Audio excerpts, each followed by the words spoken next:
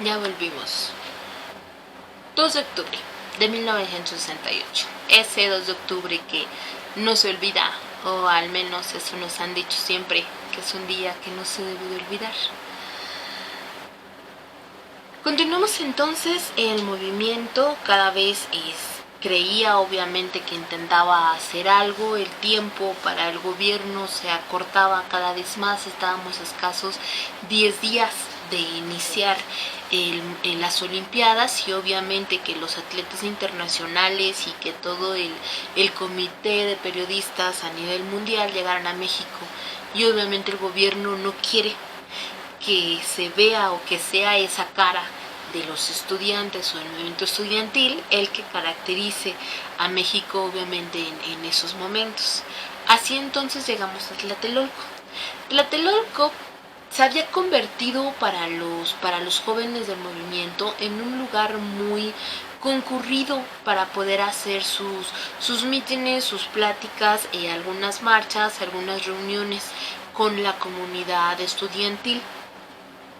Lo que conocemos como Tlatelolco, o la Plaza de las Tres Culturas, en esa unidad habitacional, es un lugar donde, como su nombre lo dice, tiene todavía vestigios tanto mesoamericanos, tiene a su vez construcciones desde la época colonial y también es un lugar de los primeros lugares donde empezaron a construirse edificios altos, así departamentos muy altos, muy modernos, con luz eléctrica, agua potable, elevador y muy grandes que marcaban también como la fase moderna que México quería dar a conocer en esos momentos. Tlatelolco entonces, o la Plaza de las Tres Culturas, quedaba sumamente como una especie de explanada, queda como una especie de explanada encerrada, ¿no? Así, tal cual. Lo platicamos hace algún tiempo en nuestras clases que Tlatelolco era un mercado, era principalmente el mercado de Mesoamérica, era de donde este grupo de tlateloltecas, que era un señorío de los mexicas, estaba ahí y que era prácticamente el mercado principal de Mesoamérica ya en el horizonte posclásico, es decir, poco antes de la llegada de los españoles. Es un lugar donde obviamente hay vestigios arquitectónicos mesoamericanos, un poco de pirámides, quedaron grabados algunas estructuras ahí y que con el tiempo se dejó, no fue de los espacios que fue totalmente destruido con la colonia, sino que quedaron muchos vestigios. Justo ahí se construye esta explanada enorme, queda una iglesia, de las primeras que se construyen también en Ciudad de México, en una esquinita, y comienzan a construirse los grandes edificios enormes prácticamente a los lados. Eso provoca que la Plaza de las Tres Culturas, que esta explanada, quede como encerrada, porque queda así como el espacio de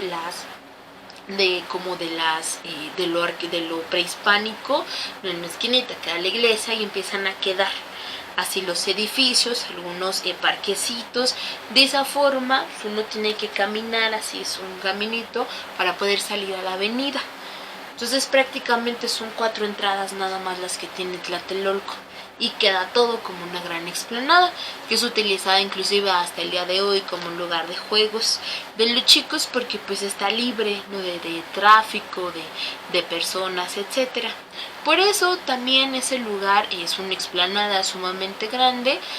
Más o menos hay quienes hacen cálculo que les debe caber unos 10,000, 20,000 personas ahí. Hay quienes dicen que un poquitito más, pero pues más o menos ese es el aproximado de gente que le cabe a Tlatelolco. Por eso no era la primera en el primer mitin que hacían los jóvenes en ese lugar, no era un lugar sumamente recurrido por ellos. Incluso ellos lo decían, se sentían seguros, se sentían protegidos en Tlatelolco, en esa zona. Por eso están ahí. Dentro de los edificios, nombres, tienen nombres de estados del norte, el edificio Sonora, el edificio Chihuahua, el edificio Coahuila. Había como una especie, pues están así los departamentitos, entonces quedan como especie de balconcitos. Y esos eran utilizados por ellos como especie digamos, de escenario. Nos ponía el Consejo Nacional de Huelga en estos balconcitos y abajo toda la población escuchando. El plan para esa tarde era hacer ese pequeño meeting ahí. No, un meeting es como una especie de reunión que comúnmente se hace antes o después de algunas marchas, donde se ponen de acuerdo, se dan a conocer nuevos avances del movimiento, personas leen cartas y nada más dan apoyo o se dan a conocer noticias, los planes, etcétera. Eso es un meeting en cuanto a terminología de movimientos sociales.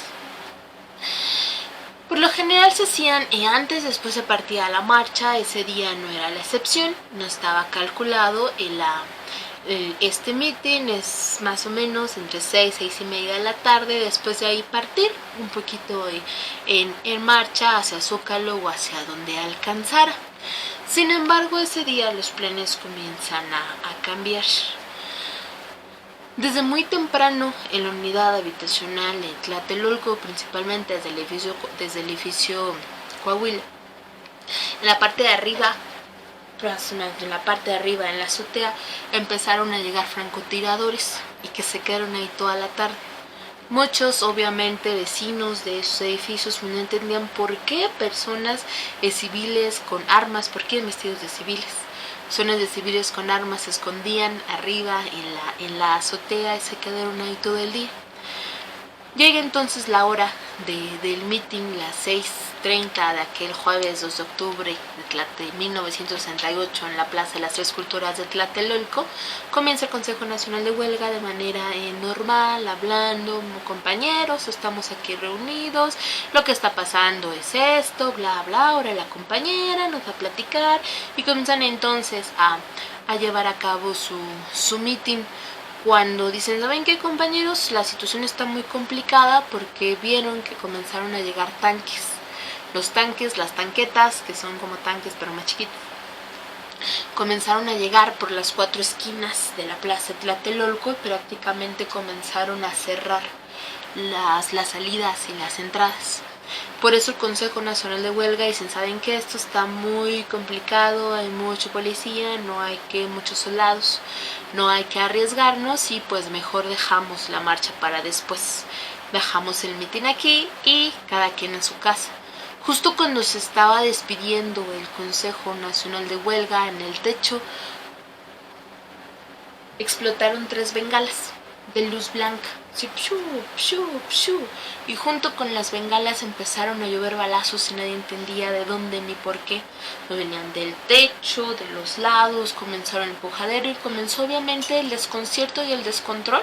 Los jóvenes comenzaron a correr para todos lados porque no sabían qué era lo que estaba pasando.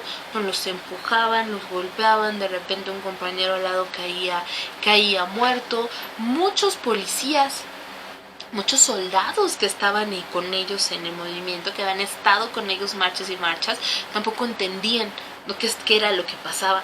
No todos los policías y no todos los soldados en esa plaza estaban disparando, tenían la misma orden. Nadie entendía qué pasaba. Empezaron a correr, las entradas estaban obviamente bloqueadas por estos tanques. Fuego por todos lados, balazos por todos lados, compañeros que caían al lado, iban corriendo, de repente ya no corrían porque ya estaban muertos en el piso o no entendían qué pasaba. Inclusive los chicos, los jóvenes, los líderes del Consejo Nacional de Huelga empiezan a hablar por el altavoz que tenían diciendo, compañeros, el mitin ha terminado, vayan a sus casas. Incluso este audio se encuentra de manera original, pueden buscarlo. Compañeros, váyanse a sus casas, el mitin ha terminado, repito, el mitin ha terminado. Vayan a sus casas y no caigan en provocaciones, creyendo obviamente que era una policía la que los estaba atacando. No caigan de provocaciones y váyanse.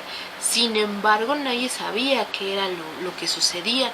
Los empujones, los gritos, los balazos por todos lados, sangre por todos lados, los policías que tampoco entendían, muchos soldados inclusive se dedicaron a proteger a los mismos jóvenes. No les daban sus cascos, los llevaban a un lado a protegerse debajo de los automóviles. Muchos intentan correr, huir brincando las tanquetas. La mayoría no lo logra, unos sí lo logran esconderse, muchos corren hacia los edificios, los departamentos, a tocar las puertas, sumamente asustados, muchos abren, otros no abren, se esconden en donde puedan, porque nadie entendía qué era lo que estaba pasando. Así transcurren unas horas entre el descontrol. Ya un poco más en la noche y entre la lluvia, porque esa noche estaba lloviendo, la sangre obviamente corría para todos lados, solamente la plaza estaba llena de cadáveres, de heridos, jóvenes incluso asustados que estaban atrapados y no sabían a dónde ir porque todavía no entendían qué era lo que había pasado. Llegan entonces estos llamados escuadrones de limpia, lo que suceden después para poder limpiar todo lo que pasó. Llegaron, comenzaron a llevarse cientos y cientos de jóvenes, a los vivos, los heridos, los ponían en camiones como estos de camiones de la basura, pues se los empezaron a llevar, muchos cadáveres también, llegaban, entraban a las casas y golpeaban a todos los chicos que formaban parte del movimiento, que estaban en edad de ir a la universidad o a la prepa, se los llevaban en automático. Muchos fallecieron también entre los distintos enfrentamientos ahí. Esa noche fue larguísima, nadie durmió esa noche en Tlatelolco.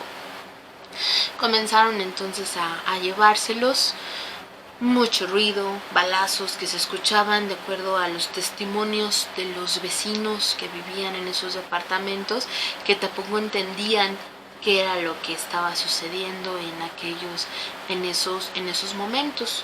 Todos esos camiones iban principalmente al Campo Marte, que es el campo militar más importante en el país, como el centro del ejército. Bajaron ahí, muchos chicos que llegaron ya no salieron, muchos chicos que llegaron vivos no aparecieron jamás.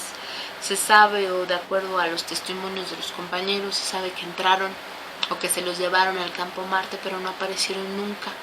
Muchos aparecieron después, heridos, golpeados, muchos de ellos asesinados en algunas esquinas del país o en la morgue directo, y se los entregaron sus cadáveres a sus padres. Muchos cuerpos obviamente tampoco aparecieron.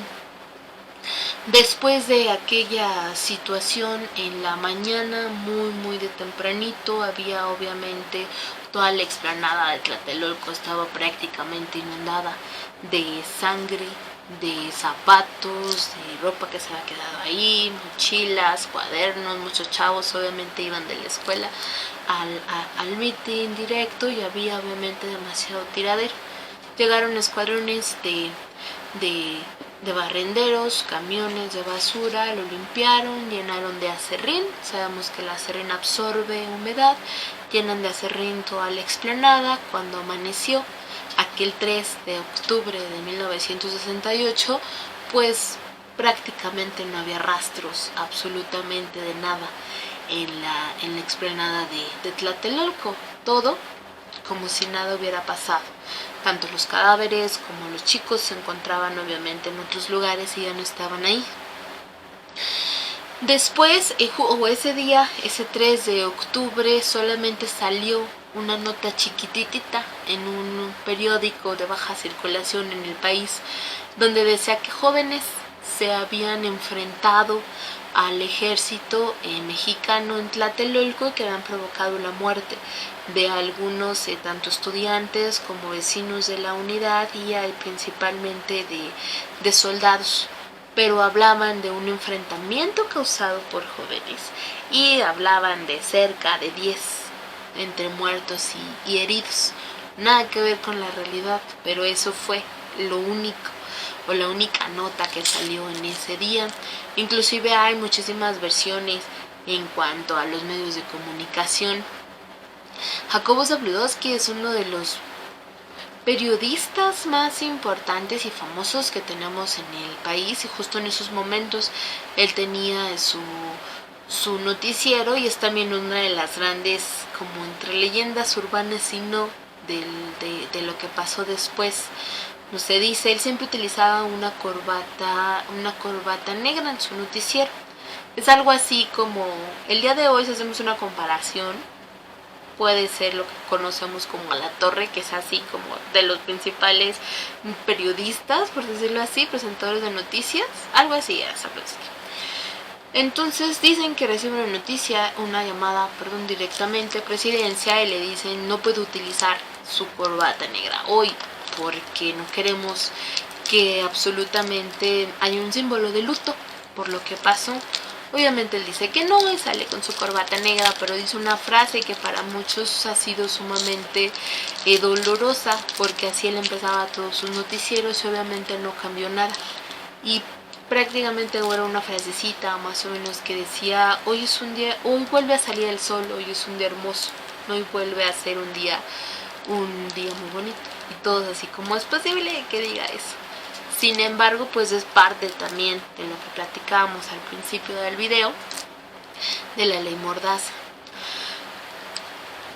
No había nada entonces ya de esta situación en Tlatelolco. Tiempo después sabemos un poquito qué es lo que pasó. El denominado Batallón Olimpia, que era una policía especial que el gobierno había creado, un cuerpo paramilitar. No, los cuerpos paramilitares son conformados por militares, pero que no forman parte del ejército militar. Entonces son como policías o como personas que están ahí como para guardar el orden para algo, pero tienen todo una formación militar, aunque no sean militares. Eso es un cuerpo paramilitar. Se convocan entonces a muchos jóvenes para el Batallón Olimpia. El Batallón Olimpia tenía el objetivo de cuidar de cuidar la seguridad de los atletas en las Olimpiadas. Sin embargo, pues fue tomado para realizar esta acción. El ejército, como platiqué hace ratito, no tenían la menor idea de qué era lo que pasaba, porque los únicos que sabían qué era lo que estaba pasando, iba a suceder, era el llamado Batallón Olimpia. Eran ellos los que estaban como francotiradores en el techo, y eran ellos también los que estaban entre los jóvenes y empiezan a aventarlos, empiezan a provocar el caos y comienzan también a disparar. Dicen los relatos de los chicos que sobreviven que traían un guante blanco en la mano, un guante blanco, un pañuelo blanco, que era lo que los caracterizaba. Justo cuando se dan estas bengalas en el techo, estas 3 bengalas blancas que dicen los chicos que sucedió, fue obviamente el llamado para iniciar el ataque. En términos militares, y se utilizó muchísimo en Guerra de Vietnam, se utilizaban justamente esas bengalas para llamar a un ataque. O sea, sonaba la bengala, sabían que estaban ahí y iban inmediatamente, o era el bombardeo o era el ataque aéreo. Eso prácticamente fue lo que sucedió ese 2 de octubre. Cientos de heridos, cientos de desaparecidos, cientos de muertos, ni una pronunciación por parte del gobierno en muchísimos años. Sabemos o no tenemos una cifra estable, hay aproximadas, porque obviamente lo que el gobierno quiere es ocultar en realidad lo que pasó. Se habla, o los datos nos hablan, de que esa tarde en Tlatelolco había alrededor de 2.500 jóvenes que se encontraron reunidos ahí, entre 2.500 y 3.000, que fueron los que fueron víctimas de esto. Se habla de cerca, o de quienes dicen que entre 800 y 1.000 jóvenes fueron los que fallecieron esa tarde. Hay otros que dicen que no son tantos, otros hablan, o el gobierno cuando nunca reconoció, pero el gobierno cuando habló de esa situación aseguró que eran solamente, ni siquiera llegaban a la lista 100 de los jóvenes que aseguraban que habían muerto ese día. Entonces los datos son sumamente inestables en ese aspecto. O sea, que al final de cuentas, pues, ¿quién va a tener la mente para contar esas situaciones? Pero los aproximados son esos, los aproximados, digamos, más aceptados, tanto por las personas que estaban ahí como por los hechos históricos. De 2.500 personas que se encontraban presentes, de los cuales obviamente cerca de 1.000 entre heridos, lesionados, tantos desaparecidos y muertos automáticos en el enfrentamiento. Eso obviamente lo que ocasionó fue demasiado temor, porque a pesar de que no se dijera en los medios de comunicación, en los noticieros, pues el hecho estaba ahí. Los jóvenes que habían sobrevivido obviamente se encargaron de correr la noticia. Es un acto terrorista, platicamos también el curso pasado, eso es terrorismo. Realizar una acción para dar a conocer lo que te puede llegar a pasar si sigues haciendo eso. Y eso fue justo lo que ocurrió ahí. No era el punto de masacrarlos a todos, era para que vieran lo que el gobierno podía llegar a ser capaz si no se controlaban. A partir de ese momento, el movimiento se divide en dos grandes partes. Los chavos que ya no quieren, obviamente, luchar, que sí funciona perfecto el acto terrorista y no quieren ni salir de sus casas, que tienen miedo a que les pase lo mismo.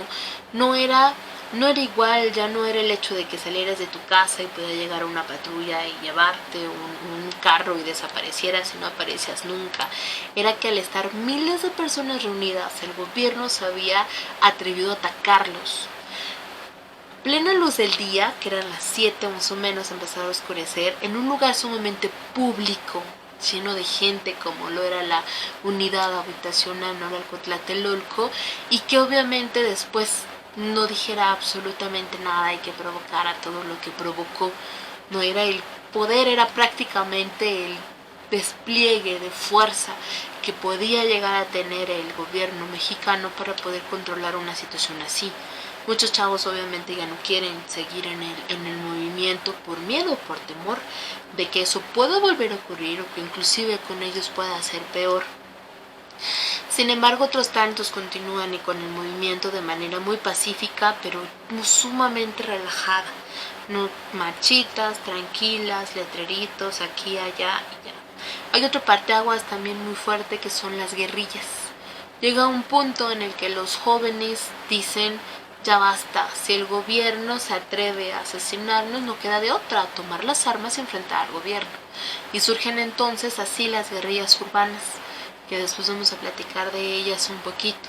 Pero son, digamos, los rangos, los rubros por los cuales el movimiento se desprende. Después del 2 de octubre, prácticamente el movimiento estudiantil se diluye. Pues ya no va a ser aquella gran fuerza. Sin embargo, el precedente queda y queda fuertísimo. Uno, como el gobierno se atrevió a llegar a esas instancias para poder controlar una situación, y cómo el pueblo, uniéndose entre todos, podía llegar a exigir sus derechos, y principalmente que los jóvenes estaban despiertos y ya no estaban dispuestos a seguir aceptando la represión tan fuerte que el Estado tenía, y el Estado seguía respondiendo de la misma manera: represión, golpes, y así va a durar durante mucho tiempo. Llega por fin el inicio de las tan heladas Olimpiadas en un país pacífico, en un país donde no hay movimientos, en un país donde los jóvenes están sumamente temerosos en sus casas. Después de lo del 2 de octubre, se lanzan incluso unas palomas blancas simbolizando la paz, porque el gobierno quería decir que México estaba calmado y que estaba muy pacífico. Avientan entonces esas palomas blancas que cruzan todo el hermoso y enorme estadio de Ciudad Universitaria, de CEU, donde juegan los Pumas.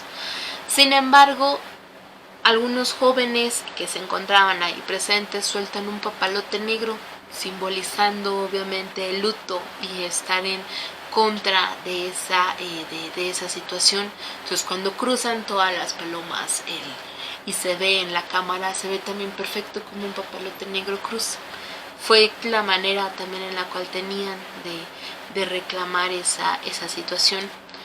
Durante mucho tiempo, obviamente, el Estado, el gobierno se encargó de ocultar todas esas situaciones. Inclusive el presidente Díaz Ordaz jamás lo reconoció. Siempre que se le preguntaba lo de Tlatelolco, él decía que hizo lo que tenía que hacer. Inclusive hay unas entrevistas, pueden buscarlas también en YouTube, muy claritas, donde él habla. Entonces hay una donde le preguntan, ¿no? Te preguntan algo así como: ¿y usted duerme bien? ¿Y usted duerme bien con su conciencia después de lo que hizo el 2 de octubre en Tlatelolco? Y él se molesta mucho y le dice al periodista: claro que duermo bien, porque yo salvé al país. Con algo más de horas burocráticas o de horas de trabajo administrativo, le dice. Él estaba total y absolutamente convencido de que lo que había sucedido él había salvado al país de estos malignos jóvenes comunistas, como los llamaba él y muchas personas en aquellos momentos. Pero él muere prácticamente creyendo eso, que él salvó al país con sus decisiones de 2 de octubre de 1968. Como la mayor parte o todas las situaciones que conocemos como los crímenes de Estado o las cosas que hace el gobierno, pues se quedan en su posición, porque jamás podemos llegar como a aceptar, o como jamás obviamente va a salir el gobierno a decir sí, fue Díaz Ordaz, o sí, la orden fue de Echeverría. Eso no va a pasar, obviamente, no, porque derrumba la credibilidad que muchos ya no se creen eso, pero que ellos llegaron a tener en aquel momento. Eso sucede con las situaciones o con los crímenes de Estado. Durante muchísimo tiempo el caso Tlatelolco y todo lo que sucedió con Guerra Sucia estuvo total y absolutamente escondido o cerrado totalmente. Sin embargo, después de eso, muchos movimientos, principalmente de mujeres, o las mamás de los chicos desaparecidos, las mamás de los chicos golpeados, las mamás de los chicos asesinados, en todo esto son las que gritan. O sea, prácticamente en los movimientos eran de: quiero el cuerpo de mi hijo para llorar. No, ¿dónde está? O sea, no me basta con que me digan que desapareció. Yo quiero al menos saber dónde está y quitarse quedarse con la certeza de que en realidad su hijo ha fallecido.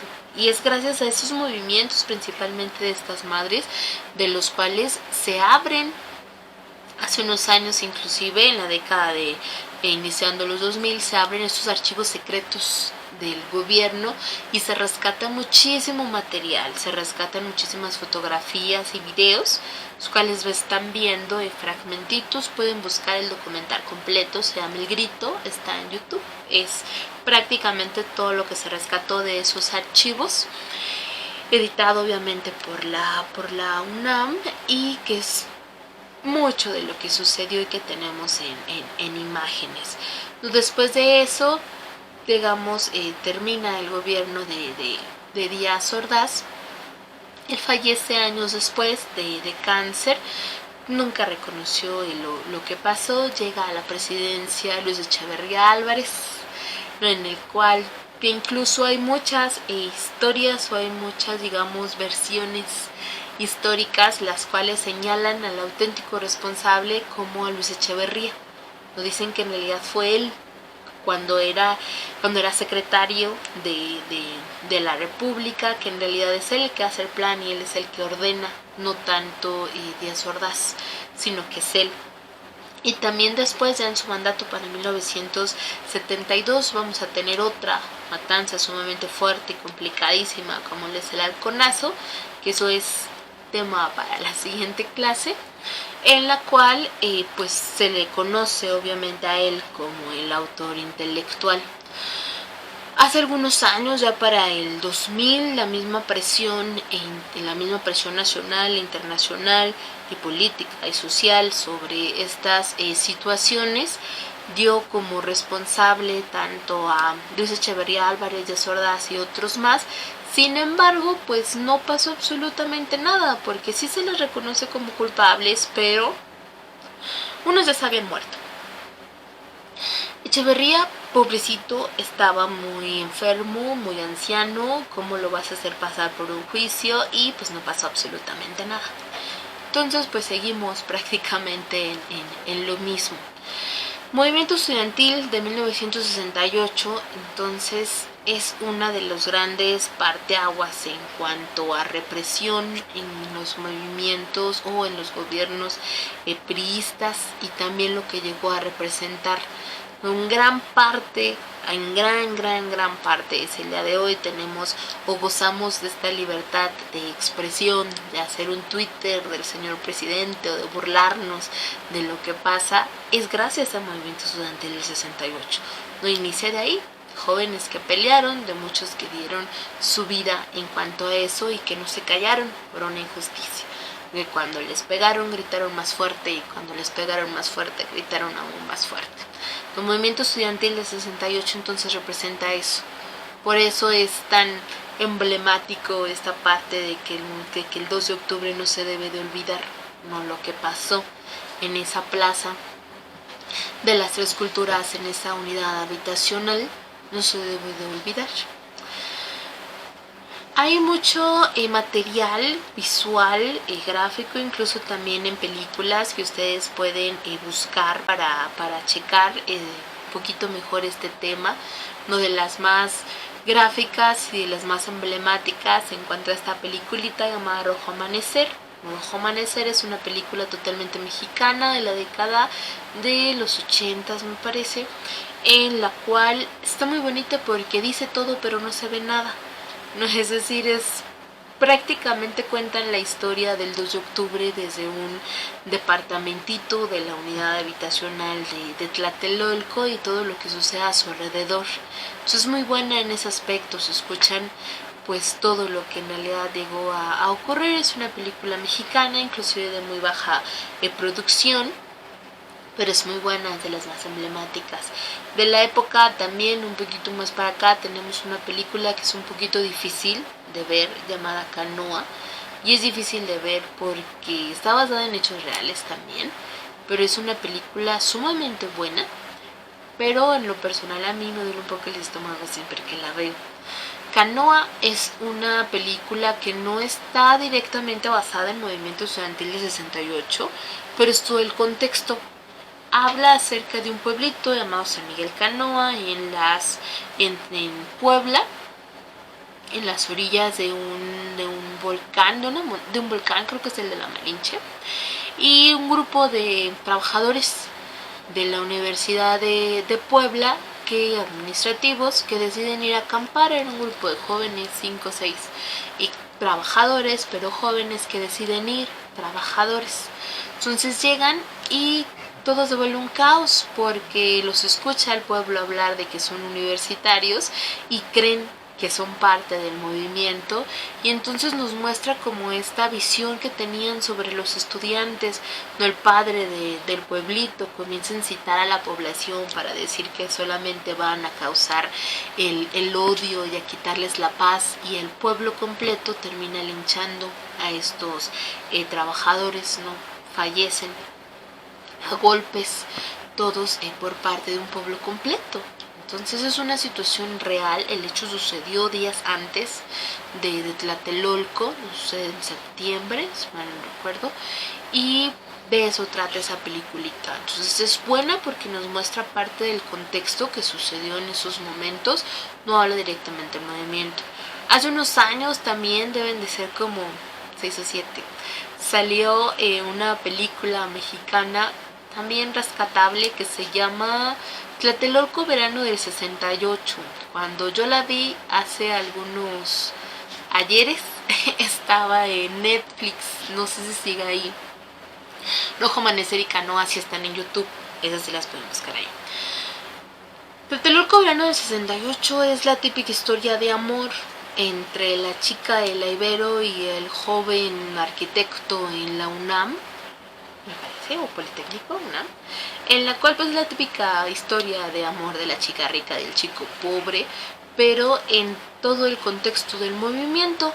Es sumamente rescatable porque a nivel cronológico lo marca muy bien. No va marcando cuando empieza, en las marchas, los movimientos, las tomas de las universidades hasta Tlatelolco.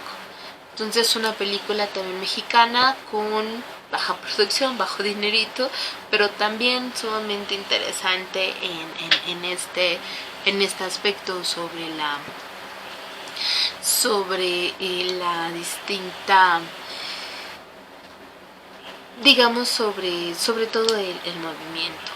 Material entonces visual y gráfico nos vamos a encontrar muchísimo, pueden buscarlo, el tema ya es sumamente abierto. Hay libros también, hay unos muy bonitos, está de los más famosos, es el de Elena Poniatowska, el cual se llama La noche en Tlatelolco, que es prácticamente una compilación de relatos, no escribe ella, son relatos en los cuales ella va juntando de todos los chicos que vivieron aquella noche, que estuvieron dentro del movimiento, ¿no? Esa es la riqueza de ese librito, que estás leyendo los relatos de chicos que sobrevivieron a eso. Hay entonces muchísima información actual acerca del movimiento también. Hace unos años se descubrieron algunos cadáveres en la unidad habitacional Tlatelolco en los cubículos de los elevadores.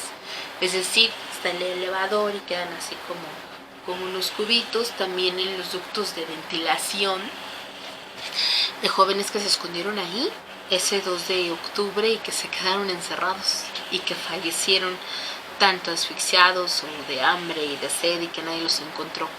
Hasta hace algunos años que se hizo como un mantenimiento, encontraron cadáveres momificados. O también van sumando obviamente información a todo esto que sucedió y que estamos platicando.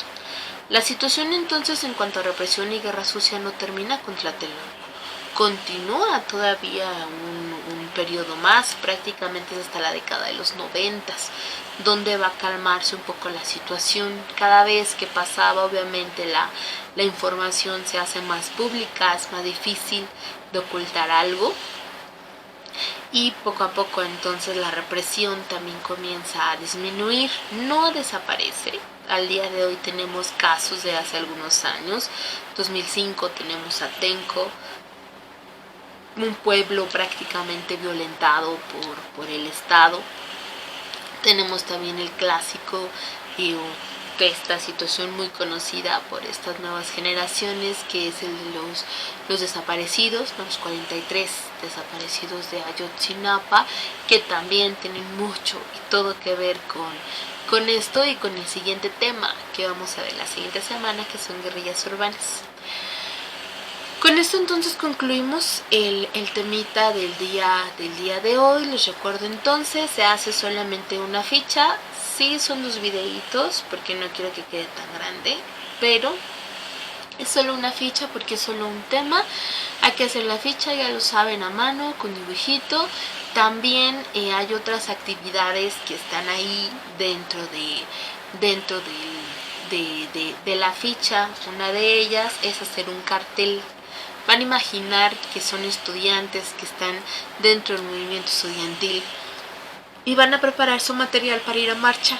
Es decir, van a preparar su cartel, van a preparar su protesta y me van a mandar una fotito. Pueden tomarle fotos solamente a su cartel, que se vea bien. Si no se alcanza a distinguir o la imagen, su foto, su dibujito o su lema, va para atrás y no se los van. Entonces, háganme bien su letrerito, cartulina, hoja blanca, libreta, lo que tengamos a mano. Sabemos que no es tan sencillo salir ahorita, entonces lo que sea, pero hay que hacer su cartel y tomarle fotito. Tómenle fotito, ya sea solo al cartel, o si ustedes quieren tomarse su fotito tomando su cartel, también lo pueden hacer, pero mándenme su fotito junto con sus demás evidencias vía Classroom. Ya lo saben entonces, dudas, comentarios, si ven las películas o encuentran otro material que nos quieran compartir, pueden hacerlo tanto aquí en los comentarios del video en YouTube o directamente en Classroom en la parte de instrucciones para verlas todos. Entonces, dudas, comentarios, sugerencias, sus pensamientos también, si llegan a ver las películas, pues todo por allá, ya lo saben. Nos vemos entonces, chicos, pórtense bien, nos vemos en la siguiente clase, bye bye.